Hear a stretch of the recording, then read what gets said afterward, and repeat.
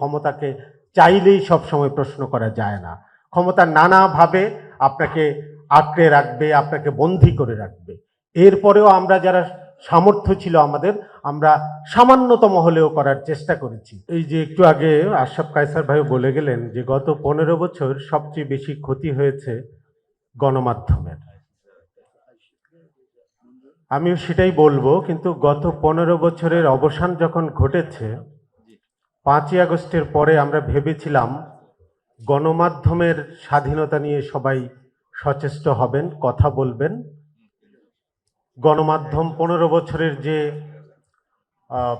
একটা দমবন্ধ পরিবেশে ছিল, সেটা থেকে আমরা মুক্তি পাব। কিন্তু আমরা কি গত 1.5 বছরে মুক্তি পেয়েছি? ফেসিবাদীরা চলে যাওয়ার পরেও কি আমরা ফেসিবাদ মুক্ত হতে পেরেছি? আচরণগত কোনো পরিবর্তন কি আমরা লক্ষ্য করেছি? আমরা কথায় কথায় এখনো যদি আমরা ক্ষমতাকে প্রশ্ন করি, এখনো যদি আমরা অনিয়মের বিরুদ্ধে কথা বলি, আমাদেরকে বলা হয় ফেসিবাদের দোসর। ফেসিবাদের দোসররা এখনো রয়ে গেছে। আসলে এটা একটা বুলি হয়ে গেছে এখন। ফেসিবাদ যে একটা কঠিন শব্দ, যে একটা গুরুত্বপূর্ণ শব্দ, সেটাকে আমরা খুব খেলো বানিয়ে ফেলছি।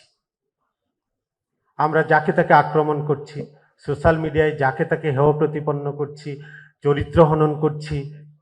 এবং আমি একটা জিনিস বলবো, বিএনপির নেতৃবৃন্দ এখানে আছেন, সেদিন প্রথম আলো ডেইলি স্টার ভবনে আগুন দেওয়ার পরে অনেক প্রতিবাদ বিক্ষোভও হয়েছে, আবার অনেকে উচ্ছ্বাস প্রকাশ করেছেন।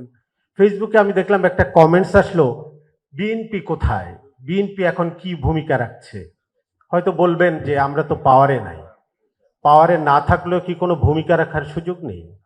বিএনপি কি এটার বিরুদ্ধে দাঁড়াতে পেরেছে? বিএনপির কর্মীরা কি এটা নিয়ে অনেক কথা বলেছে? আমরা কি অল্প কিছু মব সন্ত্রাসীর কাছে জিম্মি হয়ে যাব গোটা দেশ? বিএনপি ক্ষমতায় আসা পর্যন্ত কিংবা অন্য কেউ ক্ষমতায় আসা পর্যন্ত কি আমাদেরকে এই পরিস্থিতি মোকাবেলা করতে হবে? আমার প্রশ্ন। আমি আশা করব যে আমরা প্রশ্ন করতে চাই ক্ষমতাকে। আমরা বরাবর যা করে গেছি, যতটুকু সামর্থ্য ছিল গত 15 বছরেও চেষ্টা করেছি, হয়তো পুরোপুরি পারিনি। আপনারা জানেন যে ক্ষমতাকে চাইলেই সবসময় প্রশ্ন করা যায় না। ক্ষমতা নানাভাবে আপনাকে আঁকড়ে রাখবে, আপনাকে বন্দী করে রাখবে। এরপরেও আমরা যারা সামর্থ্য ছিল আমাদের, আমরা সামান্যতম হলেও করার চেষ্টা করেছি। কিন্তু এখন সেই আমাকেই আপনি প্রশ্ন করছেন, এখন সে আমাকেই আপনি ভিলেন বানাচ্ছেন।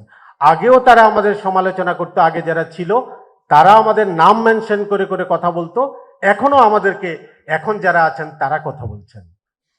তাহলে আসলে আমাদের যাওয়ার জায়গাটা কোথায়, কিংবা আমাদেরকে রক্ষা করার মানুষগুলো কারা? এই প্রশ্ন রেখে আমি যাচ্ছি।